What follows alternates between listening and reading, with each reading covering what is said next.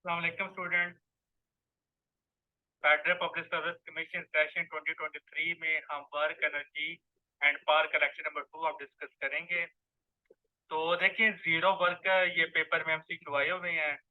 पहली तो बात ये है कि व्हेन जो कूली होता है ये आपसे पूछा जा सकता है कि जो कूली है क्या वो वर्क परफॉर्म करता है या नहीं करता। When a coolie travels on a horizontal platform with a load on his head, work done against the gravity by pulley is is zero। तो अगेंस्ट द ग्रेविटी जो कूली है वो क्या करेगा, वो जीरो वर्क परफॉर्म करेगा। Centimetre force ये हमेशा क्या करती है, जीरो वर्क परफॉर्म करती है, क्योंकि अब जो डिस्प्लेसमेंट फोर्स की मान एंगल कितना होता है, 90 डिग्री होता है। In case of a motion of a charge particle in a magnetic field is always perpendicular. जिस तरह सेंटीमीटर फोर्स जो होती है वो क्या करती है, वो भी जीरो वर्क परफॉर्म करती है। इस तरह जो मैग्नेटिक फोर्स होती है वो भी जीरो वर्क ही परफॉर्म करती है, क्योंकि मैग्नेटिक फोर्स में क्या करती है, वो सिर्फ डायरेक्शन को चेंज कर सकती है, वो स्पीड को चेंज नहीं करती। जिस तरह सेंटीमीटर फोर्स है ना कि ये सिर्फ उससे डायरेक्शन को चेंज करती है, इसी तरह मैग्नेटिक फोर्स क्या करती है, वो भी सिर्फ सिर्फ डायरेक्शन को चेंज करती है, स्पीड को चेंज नहीं करती। तो जो भी फोर्स है डायरेक्शन को चेंज करती है, सिर्फ और सिर्फ स्पीड को चेंज नहीं कर सकती। उनका जो वर्क होता है वो हमेशा जीरो होता है।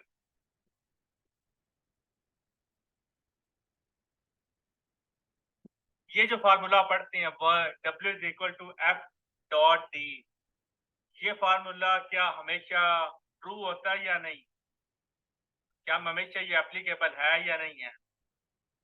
W is equal to F D cos theta या W is equal to F D, क्या ये फार्मूला हमेशा एप्लीकेबल है या नहीं है, बताएं।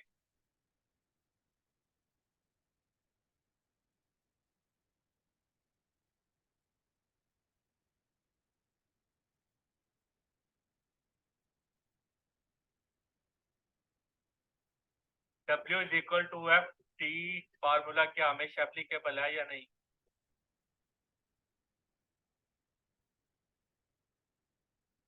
तो ये फार्मूला सिर्फ और सिर्फ कांस्टेंट फोर्स के लिए एप्लीकेबल है। जब फोर्स आपकी वेरिएबल हो जाती है फिर ये फार्मूला एप्लीकेबल नहीं रहता। अब जिस तरह ये आपका टॉपिक है work done by the grave variable force, यहाँ पर आपकी जो फोर्स है वो बार बार चेंज हो रही है। तो जब आपकी फोर्स चेंज हो रही हो और आपने वर्क डन को कैलकुलेट करना है तो फिर आप क्या करेंगे। इसलिए मैंने ये सवाल पूछा है कि W is equal to F D formula क्या ये हमेशा एप्लीकेबल होता है या नहीं होता। तो इसका आंसर है ये हमेशा एप्लीकेबल नहीं होता। तो जब हमारे पास वेरिएबल फोर्स आ जाती है तो फिर हम W is equal to F D formula नहीं लगा सकते, क्योंकि W is equal to F D formula सिर्फ और सिर्फ कांस्टेंट फोर्स के लिए एप्लीकेबल है। तो फिर हमें क्या करना पड़ेगा, फिर हमें फोर्स को कांस्टेंट बनाना पड़ेगा। ये जो पूरा पाथ है ए टू बी, यहाँ पर फोर्स हमेशा वेरिएबल रही है, तो आप क्या करें, इस पाथ को छोटे छोटे इंटरवल में डिवाइड कर लें। इतने छोटे इंटरवल में डिवाइड करें कि हर इंटरवल में जो फोर्स की वैल्यू है वो सेम रहे। तो फिर आप क्या करेंगे, एक इंटरवल में आप वो कैलकुलेट कर लें और फिर आप बाकियों को फिर आप क्या कर दें, सम कर दें या इंटीग्रेट कर दें। तो फिर आपके पास पूरे पाथ का जो वर्क डन है वो आपको मिल जाएगा। और ये याद रखना है कि जितने भी आपने इंटरवल्स बनाने हैं, जितने भी आप इसकी स्ट्रिप्स बनानी है, हर स्ट्रिप का साइज सेम होना चाहिए। ये ना हो कि पहले जो इंटरवल है उसका साइज कुछ और दूसरे का साइज कुछ और हो, तीसरे का साइज कुछ और। नहीं, जितने भी आपने इसको डिवाइड करना है पार्ट्स में, so that force remains constant. तो हर पाथ का जो इंटरवल है उसका जो वो थिकनेस है वो क्या होनी चाहिए, वो सेम होनी चाहिए, ताकि एक वो इंटरवल के दरमियान या एक आप वो स्ट्रिप के दरमियान आप वर्क डन मालूम कर लें और फिर उसको पूरों पर बाकी सारों पर भी अप्लाई करते हैं।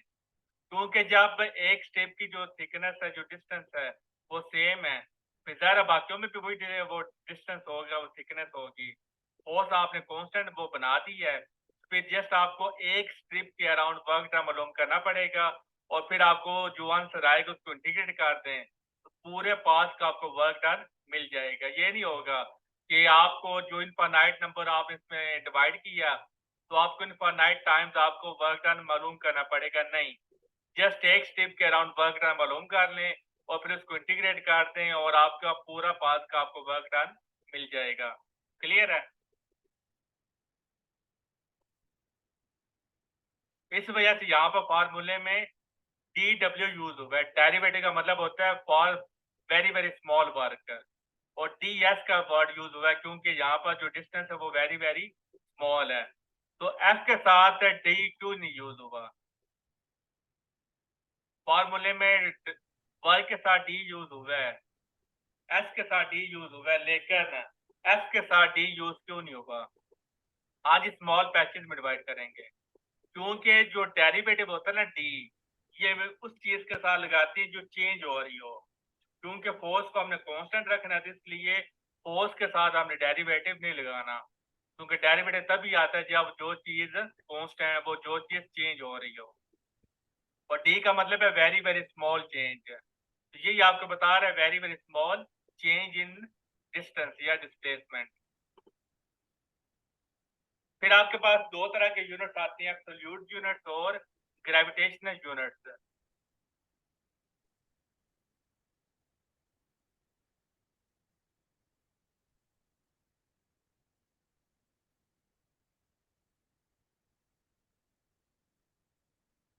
अहमद, कोस थीटा जो है वो चेंज नहीं हो रहा, ठीक है। जो एक पैच में जो डायरेक्शन फोर्स और डिस्प्लेसमेंट के दरमियान है, वही डायरेक्शन बाकी पैचेस के दरमियान ही होगी, क्योंकि आपने पैच को बहुत ही स्मॉलर वो थिकनेस में डिवाइड किया है। तो जो फोर्स और डिस्प्लेसमेंट के दरमियान जो एंगल होगा वो सेम होगा। अगर आप इस तरह डिवाइड करते हैं कि एंगल चेंज हो जाए, तो फिर आपका वो फोर्स वेरिएबल हो जाएगी। तो फिर आपको पूरा जो पाथ जहाँ पर आपने क्या किया, जब आपका एंगल भी सेम है, फोर्स और डिस्प्लेसमेंट, वो फोर्स भी कांस्टेंट होगी तो डिस्प्लेसमेंट भी सेम है हर पैच में। फिर आपको सिर्फ एक पैच के अराउंड वर्क डन मालूम करना और फिर उसको इंटीग्रेट कर देना है। अब जो बात आप कर रहे हैं कि जी अगर एंगल चेंज हो जाए, फिर ज़ाहिर है फिर आपको फायदा ही कोई नहीं इसको स्मॉल पैचेज में डिवाइड करने का, क्योंकि फिर आपको बार बार वर्क डन मालूम करना पड़ेगा, हर पैच के लिए सेपरेटली वर्क डन मालूम करना पड़ेगा। अब इसको इतने पैचेज में हमने डिवाइड किया फोर्स को कौन सा बनाने के लिए, और फिर हमें हर पैच के अलग अलग से मालूम करना पड़े, तो वो फिर फिजिकली चीज पॉसिबल नहीं है। तो ये चीज हमने डिवाइड इसको इसीलिए की है क्योंकि ये फिजिकली पॉसिबल है कि आप इसको स्मॉल पैचेज में डिवाइड कर दें और एक पैच के अराउंड वर्क डन मालूम कर लें और फिर उसको इंटीग्रेट कर दें, फिर आपके लिए आसानी है। जो बात आप कह रहे हैं, तो अगर वो शुरू हो जाए फिर ज़ाहिर है कि उसको डिवाइड करने का, फोर्स को कौन सा बनाने का फिर कोई फ़ायदा नहीं रह जाता, क्योंकि फिर हमें हर पैच के अलग से वर्क डन मालूम करना पड़ेगा। तो वो फिर हमारा जो फ़ायदा है वो नहीं होगा बल्कि उल्टा नुकसान होगा। तो एंगल क्या रहेगा, सेम रहेगा, ठीक है। क्लियर है अहमद? दो तरह के हमारे पास यूनिट्स होती है, एब्सोल्यूट यूनिट्स और ग्रेविटेशनल यूनिट्स। तो नाम से ज़ाहिर है कि ग्रेविटी यहाँ पर इन्वॉल्व हो रही है, तो ज़ाहिर है जहाँ पर ग्रेविटी चेंज होगी तो वहाँ पर ये यूनिट्स भी क्या हो जाएंगे, चेंज हो जाएंगे। और ये मैंने आपको बताया भी था कि, और ये इंटरव्यू क्वेश्चन सीरीज में ऐड भी किया है कि ग्रेविटेशन यूनिट्स हम वहाँ पर यूज करते हैं जहाँ पर हम ग्रेविटी के रिलेटेड हम स्टडी कर रहे हो, स्पेस के रिलेटेड स्टडी कर रहे हो या ग्रेविटी को आप पढ़ रहे हो। अब ये जो फार्मूले हैं, पहला हमारा कौन सा सिस्टम है, एसआई सिस्टम। आप जहाँ पे मर्जी चले जाए, चांद पे चले जाएं, जमीन पे चले जाएं, जहाँ पे मर्जी चले जाएं, वहां पर एसआई सिस्टम का जो आंसर आएगा वो सेम रहेगा, क्योंकि इसमें इसमें ग्रेविटी। जब हम चांद पर वेट फाइंड करते हैं तब भी हम उसको न्यूटन में ही शो करते हैं, हालांकि ग्रेविटेशनल यूनिट यूज करना चाहिए वहां तो। चांद पे आप क्या करते हैं?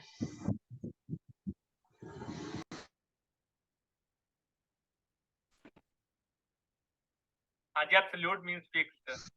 सर हम ज्यादातर तो ये दूसरे न्यूटन ऐसा यूनिट्स ही यूज करते हैं ना। नहीं, ये ये डिपेंड एब्सोल्यूट करता यूनिट है, ज्यादातर इस्तेमाल करते हैं, ग्रेविटेशनल यूनिट हम क्यों नहीं यूज करते ज्यादा? ये डिपेंड करता है, ये ज़ाहिर है ग्रेविटेशन यूनिट डेली लाइफ में तो यूज ही नहीं होने, ये यूज करने साइंटिस्ट ने, ठीक है। एब्सोल्यूट यूनिट्स ये जो ऐसा ये हम डेली लाइफ में यूज हो रही हैं। ये डिपेंड करता है आपके सवाल पर, जो न्यूमेरिकल आपसे पूछा जाता है ना सिनेरियो पे, उस पर डिपेंड करता है। जो ग्रेविटेशन यूनिट्स आपके ये बहुत ज़्यादा यूजेबल नहीं होते, क्योंकि यहाँ पर जो ये क्योंकि साइंटिस्ट आपने जो रिसर्च वर्क होता है उसी के लिए ये यूज करते हैं, और वहां पर इसका फॉर्मूला क्या बन जाता है? फॉर्मूला तो वही है, force is equal to F D, लेकिन यूनिट्स आपने क्या बन जाती हैं? किलोग्राम मीटर, और फिर आपका क्या जो बन जाता है किलोग्राम वेट और मीटर, क्योंकि फोर्स का यूनिट क्या हो गया? किलोग्राम वेट आ गया एम जी। जी का अब आपने मीटर पर सेकंड स्क्वायर नहीं लेना, बल्कि जी को उसने क्या लिया है? जी की जब उसने वेट लिया है, ठीक है। तो ये ग्रेविटेशन यूनिट जो होते हैं ये साइंटिस्ट यूज करती हैं, और जो न्यूमेरिकल्स आपको दिए जाते हैं, क्योंकि वो आपको दिए जाते हैं न्यूमेरिकल्स, इसका मतलब है वो, जैसे वो मतलब है वो डेली लाइफ में चीजों को एप्लीकेशन कंसेप्ट के समझाने के लिए वो आपको दिए जाते हैं कि जमीन पर आपको ये वो इस तरह का वर्क होगा, चांद पे जाकर ये होगा। चांद पे चूंकि ग्रेविटी को और तरह की होती है, उसकी वैल्यू और होती है, जमीन पर ग्रेविटी की वैल्यू और होती है। उस चीज को समझाने की फिर बजाय वो ऐसा यूज करती हैं। ये यूनिट्स आपको बहुत कम इसलिए मिलती हैं क्योंकि ये साइंटिस्ट यूज करते हैं। क्लियर है समीना?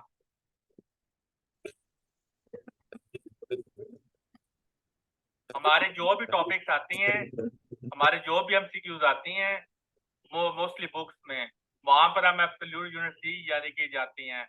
ग्रेविटेशन यूनिट्स बहुत ही महदूद लेवल पर होते हैं, क्योंकि ये साइंटिफिक रिसर्च में ये यूज होता है।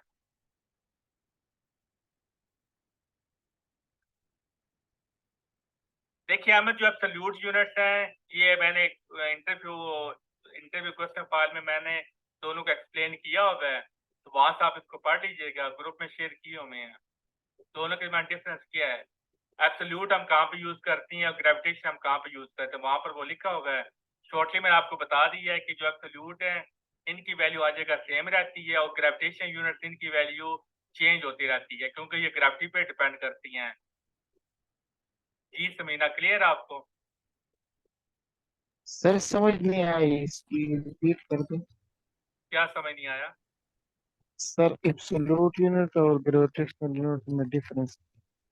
आपने जो क्वेश्चन फाइल मैंने भेजी है वो इंटरव्यू क्वेश्चन सीरीज वो आपने पढ़ी है? वहां पे मैंने मेंशन किया था इस क्वेश्चन को। ये डिस्कशन ग्रुप में किसी ने पूछा था, तो मैंने इस पर ना वो पीडीएफ में आप इसको सोल्यूशन दिया था, क्या वो किसी ने पढ़ा है? नहीं सर, वो तो नहीं पढ़ा। चीजें पढ़ा करे ना, वहां पर उन्होंने सारे में डिफरेंस को एक्सप्लेन किया हुआ है कि एब्सोल्यूट नाम से एब्सोल्यूट मतलब इसकी वैल्यू चेंज नहीं होगी, और इसकी ज्यादा वैल्यू चेंज होगी क्योंकि ग्रेविटी पे डिपेंड कर रहा है। और ये हम जितनी भी हमारी स्पेस स्टडी होती है और ग्रेविटेशन स्टडी होती है, वहां पर फिर हम इसको यूज करते हैं, क्योंकि वहां पर ये सूटेबल होती हैं। लेकिन जो नॉर्मल डेली लाइफ होती है वहां पर हम एब्सोल्यूट यूनिट्स को ही यूज करती हैं। अब ये बात नहीं है कि जहां पर ग्रेविटी आ गई वहां पर आपने उठाकर ग्रेविटेशन यूनिट्स लगा देने, नो, आपने उसको एब्सोल्यूट ही यूज स्केल में रखना है, क्योंकि जो ग्रेविटी हम पढ़ते हैं वहां पर ग्रेविटी की वैल्यू कांस्टेंट होती है, क्योंकि हम बहुत ज्यादा हाइट पे बात ही नहीं करते, हम उस लेवल तक बात करते हैं जहां पर जी की वैल्यू कांस्टेंट रहती है। ये तो बहुत ही हाई लेवल पर जाकर आप इसकी बात करते हैं। रिस्पॉन्ड भी कर दिया करें जब आप सवाल पूछते हैं तो।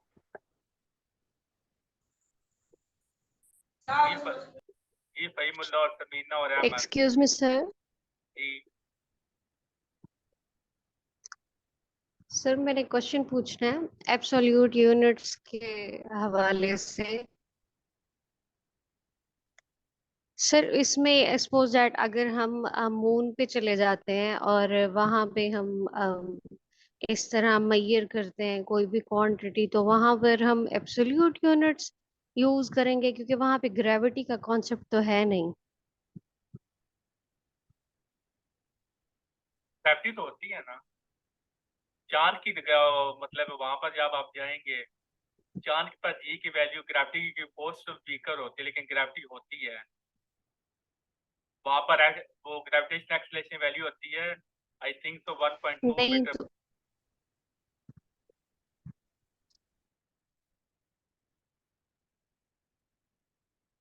फिर इसका मतलब है ग्रेविटेशनल यूनिट्स हम वहां पे यूज कर सकते हैं। नहीं नहीं, वही तो मैं आपको बात बता रहा था कि जहां पर आप स्टडी करते हैं जो आपको न्यूमेरिकल दिए जाते हैं, वहां पर हम ग्रेविटी को एज अ कांस्टेंट फोर्स ही लेते हैं, क्योंकि हम बहुत ज़्यादा हाइट की वहां पर बात नहीं करते। वहां पर या तो ग्रेविटी की वो मतलब जिस लेवल में बात करते हैं ना, वहां पर ग्रेविटी की वैल्यू कांस्टेंट आती है। तो वहां पर फिर आप ऐसा यूनिट ही यूज करते हैं, क्योंकि हमारी जो कैलकुलेशन होती हैं वो यहाँ पर सूटेबल आ जाती हैं। लेकिन जब आप बहुत ज़्यादा हाई कैलकुलेशन की तरफ जाती हैं और वहाँ पर ग्रेविटी भी इन्वॉल्व होती है, जैसे कि स्पेस स्टडी, वहाँ पर फिर आप, क्योंकि वहाँ पर जो ऐसा यूनिट होती हैं ये सूटेबल नहीं रह जाते, वहाँ पर फिर आपको ग्रेविटेशन यूनिट सी को यूज करना पड़ता है। ये अगर हम यस और नो में आंसर करें तो हम क्या कहेंगे कि हम कर सकते हैं और नहीं कर सकते? नहीं कर सकते, क्योंकि वहाँ पर चांद पे जाकर ग्रेविटेशन यूज करना वो सूटेबल नहीं है। आपने तो इट बहुत ही, मींस एब्सोल्यूट यूनिट्स ही हम यूज करेंगे। हाँ जी, अब बहुत ही अगर आपने हाई डिस्टेंस पे बात करनी है, जहाँ पे ग्रेविटी बहुत ही शदीद तरीके से चेंज हो रही है, वहां पे फिर आप ग्रेविटेशन यूनिट को यूज करेंगे, हम्म। जैसे कि स्पेस स्टडी। नॉर्मल,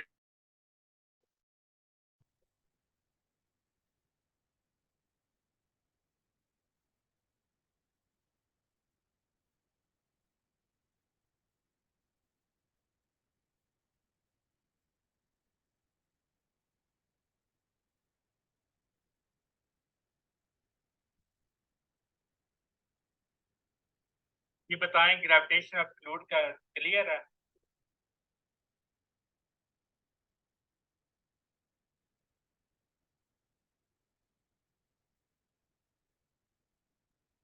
मीना, फहीमुल्लाह और अहमद आपको?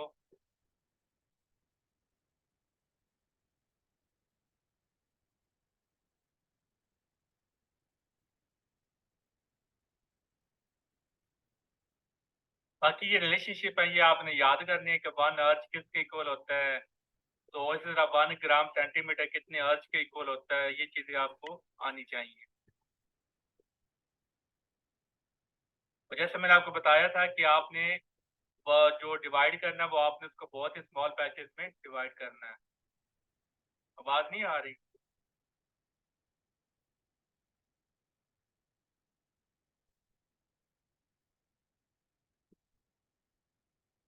आवाज आ रही है? जी सर।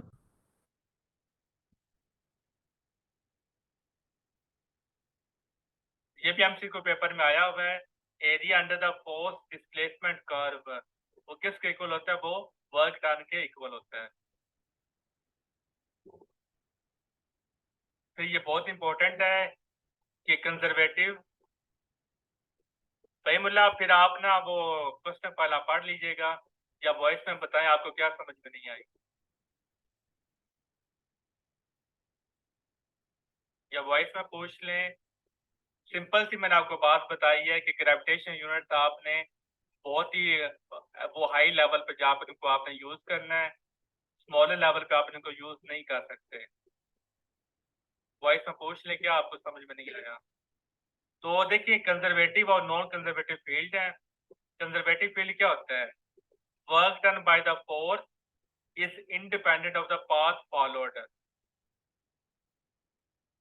कि जो वर्क डन होता है वो पाथ पे डिपेंड नहीं करता। अगर आप पाथ 1 ले लें, पाथ 2 ले लें या पाथ 3 ले लें, तीनों पाथ में आपका जो वर्क डन है वो सेम अगर रहे, तो फिर आपकी जो फोर्स है वो कंजर्वेटिव है। अगर पाथ 1 में वर्क डन कुछ और हो, पाथ 2 में कुछ और हो, पाथ 3 में कुछ और हो, तो फिर आप उसको क्या बोलती हैं? फिर आप बोलेंगे ये हमारा जो फोर्स है ये नॉन कंजर्वेटिव है। और आप देख सकते हैं कि फार्मूले में उसने DL यूज किया हुआ है, यानी कि उसने वो स्मॉलर वो मतलब है यहाँ पर डिस्टेंस लिया हुआ है। तो स्मॉलर डिस्टेंस चाहे आप पाथ 1 का ले लें, पार्ट 2 का ले लें या पार्ट 3 का ले लें, तीनों के अराउंड आपका जो वर्क डन है वो सेम रहेगा। कंजर्वेटिव फील्ड क्या होता है? जिसमें क्लोज लूप में आपका जो वर्क डन वो क्या होता है, वो 0 होता है। यानी कि जितना आप प्रोवाइड करते हैं उतना आपको वापस मिल जाए सारे का सारा।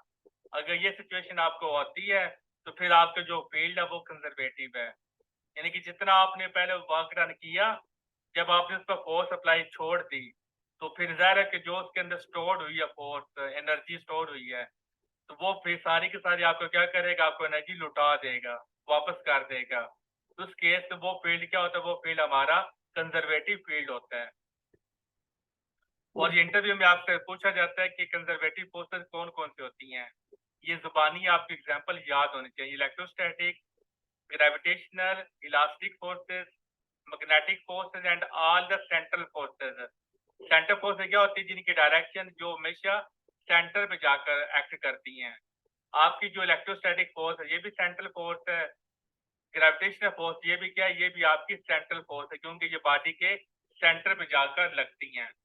तो वो हमारी क्या होती है, वो हमारी सारी की सारी कंजर्वेटिव होती हैं। यानी कि इनके केस में जो वर्क डन होता है, चाहे जो मर्जी पाथ ले ले, जैसे यहाँ पे उन्होंने दिखाया है कि ये पाथ 1 है, ये पाथ 2 है, ये पाथ 3 है, ये पाथ 4 है। सारे जो पाथ हैं, यहाँ पे बात तो ये work done by the gravity.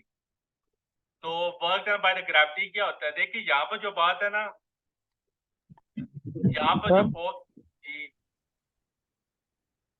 Sir current of output field current of output field is zero. Electric field is said to be conservative. क्या सर अगर current वेक्टर फील्ड का जीरो हो तो आपकी वॉइस वो सही नहीं आ रही, वेक्टर फील्ड कंजर्वेटिव। आपकी वॉइस सही नहीं आ रही। सर सर अभी सही है? हाँ जी, थोड़ा बोलें। सही है हाँ जी, आप ठीक है। सर। मैं कह रहा हूँ कि अगर current of a vector field is zero, then the vector field is said to be conservative. हाँ जी, सर ये मैग्नेटिक फोर्स का करल जीरो नहीं होते सर, तो फिर हम मैग्नेटिक फोर्स को कंजर्वेटिव क्यों कहते हैं? कर्ल ऑफ मैग्नेटिक फील्ड क्या होता है?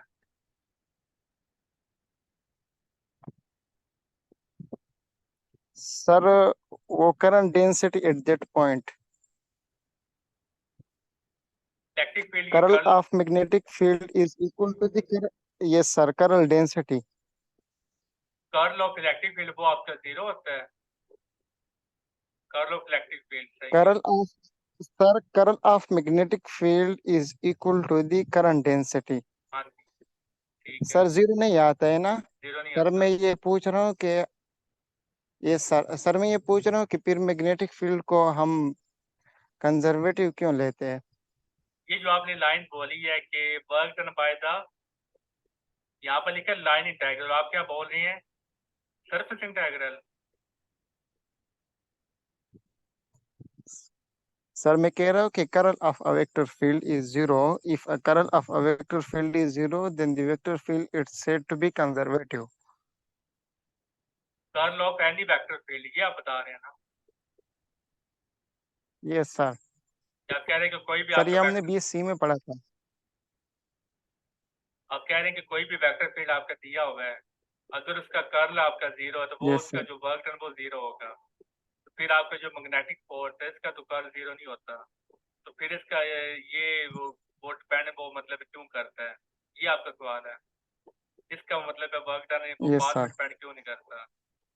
तो ये आपने डिस्कशन में वो क्वेश्चन वो पुट कर दीजिएगा, तो इसको मैं आपको बता दूंगा, क्योंकि अभी पीएससी के लेक्चर मैंने वो तैयार नहीं की है। ठीक है, कर्ल वगैरह जो है ना, ये अभी मैं नहीं पढ़ रहा। तो आप ये पुट कर दीजिएगा तो वो मैं आपको बता दूंगा। ठीक है, ठीक है सर। तो ये इंटरव्यू में आपसे सवाल पूछा जाता है कि आपसे यहाँ पर तो इन 3-4 का नाम दिए ना, आपको मिनिमम 5 नाम आने चाहिए। वो आप गूगल से सर्च कर सकते हैं, वो कर सकते हैं। जो भी कंजर्वेटिव फोर्सेस होती है वो फिर आप उनको याद कर दीजिएगा, क्योंकि बड़ा इंपॉर्टेंट क्वेश्चन है। वो आपसे पूछते हैं कि जी एग्जाम्पल बताएं, तो आपको एग्जाम्पल आनी चाहिए। और जो ग्रेविटी होती है ये हमेशा क्या होती है, आपकी कंजर्वेटिव होती है। Net work done against gravity over around trip is zero, ये कंडीशन है कंजर्वेटिव की होने की। तो जो ग्रेविटी की फोर्स है वो आपकी क्या होती है, वो कंजर्वेटिव होती है। लेकिन ये बात आपने याद रखनी है कि ये तब तक आपने ये फार्मूला यूज करती हैं जिस तरह आपने फार्मूला पढ़ा था ना, W is equal to FD। इसी तरह ये जो फार्मूला है ना MGH, ये अच्छा कब तक आप यूज कर सकते हैं, ये ऑलवेज यूज कर सकते हैं MGH।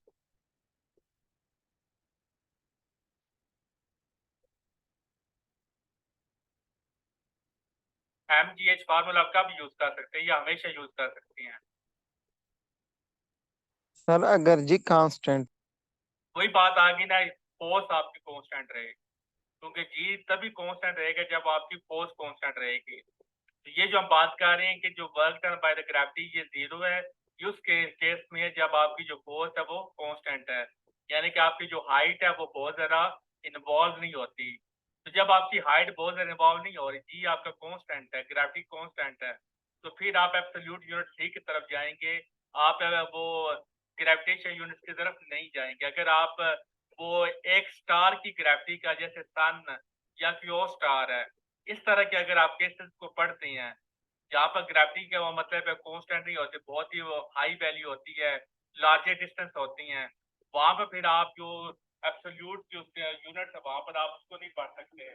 शॉर्टर में आपको ये बता दूं कि जो ग्रेविटेशन यूनिट होते हैं ये आप स्पेस में जाके यूज करते हैं, जमीन पे आप जो यूज करते हैं वो कौन से होते हैं, वो एब्सोल्यूट यूनिट होती हैं।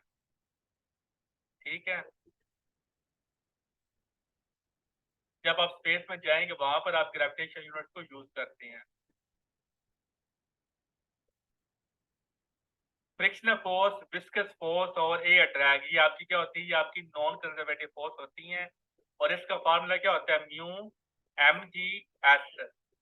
तो ये दोनों फार्मूले आपको आने चाहिए, क्योंकि आप जानते हैं कि ये अगर आप अपने बॉडी को लेके जा रहे हैं तो ये पाथ पे डिपेंड करता है, ये डिपेंड करता है कि जिस पाथ में आप जा रहे हैं वो कितना रफ है, उसमें कितनी रफनेस है। अगर वो पाथ ज़्यादा रफ है तो वहाँ पर फ्रिक्शन ज़्यादा होगी, तो वहाँ पर फिर आपका वर्क डन कुछ और होगा, और जो स्मूथ पाथ होंगे वहाँ पर वर्क डन की वैल्यू कुछ और होगी। तो इसलिए ये सारी फोर्सें क्या होती है, ये आपकी नॉन कंजर्वेटिव होते हैं, क्योंकि यहाँ पर आपका नेट वर्क डन आपको 0 नहीं मिलेगा, यहाँ पर आपको और मतलब है आंसर आपको वर्क डन का मिलेगा।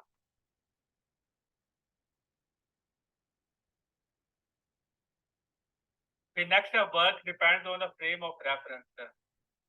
With change of frame of reference inertial force does not change while displacement में चेंज। जो आप जानते हैं कि जो डिस्प्लेसमेंट होता है वो क्या होता है, वो रिलेटिव होता है। तो किसी के लिहाज से डिस्प्लेसमेंट हो रहा होता है, किसी के लिहाज से डिस्प्लेसमेंट नहीं हो रहा होता।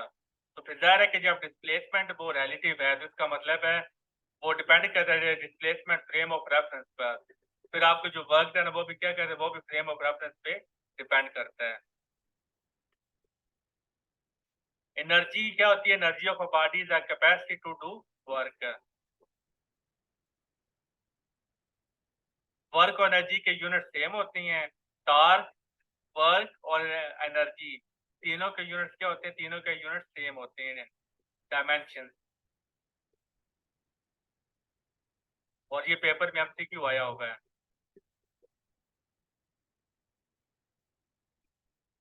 और ये फार्मूले सारे पेपर में आए हुए हैं। 1 जूल कितने अर्ज के इक्वल होता है, 1 electron volt, 1 kilo volt watt hour. मुझसे इंटरव्यू तो किया हुआ था ना, जी, तो उन्होंने पूछा था कि energy is something, is there is something, energy energy is something, they energy is something, energy is something, is there is something, ये सेंटेंस मुझे अच्छे से आ। इन्होंने क्वेश्चन किया था कि energy is something, is there is something, so there is something, when I answered that heat is something that transit. So they were surprised. They were saying that heat, you can say that heat is something. So ये कोई अजीब सा question किया था, ये क्या interview आपने में क्वेश्चन किया था। ये ना मुझे पर्सनली मुझे सेंड कर दीजिएगा, तो इसके मैं आपको सोल्यूशन प्रोवाइड कर दूंगा। ठीक है,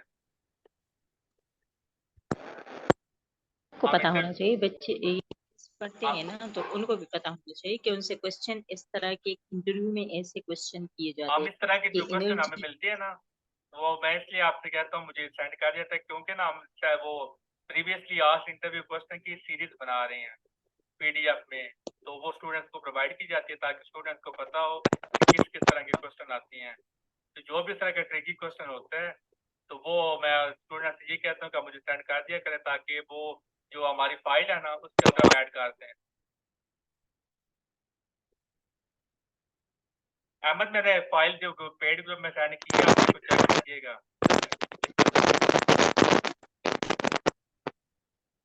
नेक्स्ट है mass energy equivalence. Einstein's special theory of relativity shows that material particle is a form of energy.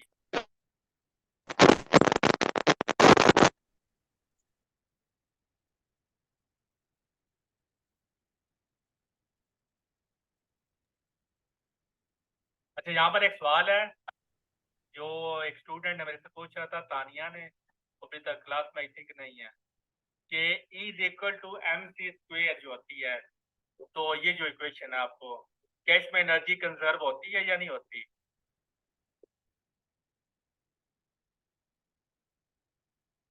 E is equal to mc square में क्या एनर्जी कंजर्व होती है या नहीं होती? सर रिपीट कर दे question. In E is equal to mc square, क्या एनर्जी कंजर्व होती है या नहीं होती? अहमद कह रहा नहीं होती, अफशीन कह रही है कंजर्व होती है।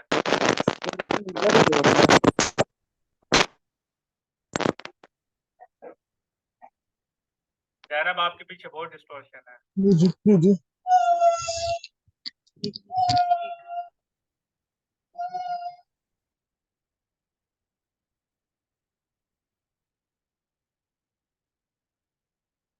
देखिए इसका आंसर है एनर्जी कंजर्व नहीं होती। अगर आप अकेला एनर्जी का वर्ड यूज करें ना, फिर आपका आंसर होगा नो, एनर्जी कंजर्व नहीं होती। लेकिन अगर आप मैथ और एनर्जी दोनों को इकट्ठा पूछें तो फिर वो कंजर्व होती हैं, क्योंकि एनर्जी और मैथ एक दूसरे में इंटर कन्वर्टेबल होती हैं। Energy is a form of energy, math is a form of energy. तो इस वजह से अकेले एनर्जी का आप नहीं पूछ सकते, क्योंकि मैथ क्या है, वो भी तो एनर्जी में कन्वर्ट हो सकता है ना। क्या हम ऐसे कह सकते हैं कि मैस एनर्जी जो है वो कंजर्व होती है, और अगर मूविंग बॉडी है तो एनर्जी कंजर्व नहीं होती? नहीं, आप बोलेंगे कि मैथ और टोटल, अगर आप बोले ना, इस तरह बोलेंगे कि energy and mass both are conserved, कि मतलब है इन दोनों का जो टोटल है ना, एनर्जी और मैथ का, वो कांस्टेंट रहता है, यानी कि कंजर्व रहता है। अगर एनर्जी बढ़ेगी तो मैथ कम हो जाएगा, मैथ बढ़ेगा तो एनर्जी कंजर्व वो मतलब कम हो जाएगी, ये कंजर्व रहता है। अगर आप सिर्फ मैथ की बात करें या सिर्फ एनर्जी की बात करें, एक चीज की बात करें, वो कंजर्व नहीं रहती, क्योंकि बहुत सारे ऐसे रिएक्शंस हैं जिनकी इनिशियल जो एनर्जी कुछ और होती है और फाइनल एनर्जी कुछ और होती है, क्योंकि एनर्जी एनर्जी और मास मास इनवर्स प्रोपोर्शनल है सर। आपने कहा कि अगर एनर्जी बढ़ती है तो मास घटती है, इस तरह। नहीं इन्वर्स नहीं होते। तो ये आइंस्टाइन की ये सर क्वेश्चन आप बताती है कि टोटल जो है ना, देखिए यूनिवर्स जो अल्लाह ने बनाई है ना, यूनिवर्स, तो यूनिवर्स किससे मिलकर बनी है? मैथ और एनर्जी से मिलकर बनी है, ठीक है। तो जो टोटल मैथ और एनर्जी का जो टोटल है ना, वो कांस्टेंट है, ठीक है। तो अगर आप एनर्जी वो बनाती हैं तो फिर आपको क्या करना पड़ेगा? मैथ को डिसअपियर करना पड़ेगा। और अगर आप मैथ को डिसअपियर करते, फिर आपको एनर्जी को मतलब उसकी जगह ले लेगी, टोटल इनका कांस्टेंट रहेगा। अब बात आ जाती है कि थोड़ा सा मैथ बनाने के लिए यहाँ पर आप देख लें कि अगर आप 1 kg मैथ ले, लेक्चर का टाइम खत्म हो गया, ये बात ना कल ही हम डिस्कस करेंगे, क्योंकि बड़ी कंसेप्चुअल बात है, अभी नहीं हो Mass is a पानी। form of energy. Mass is a form of energy. So energy is conserved. कल हम ये स्टार्ट करेंगे, क्योंकि ये काफी कंसेप्चुअल बात आ गई है यहाँ पर, ठीक है। तो लेक्चर का टाइम भी खत्म होने वाला। अभी जो HR के वाले स्टूडेंट्स हैं, उनका 10 बजे तक क्लास होती है।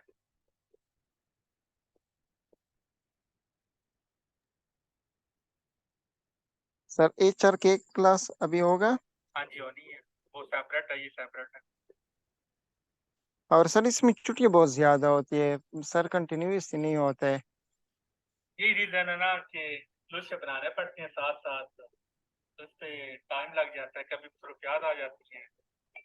तो HR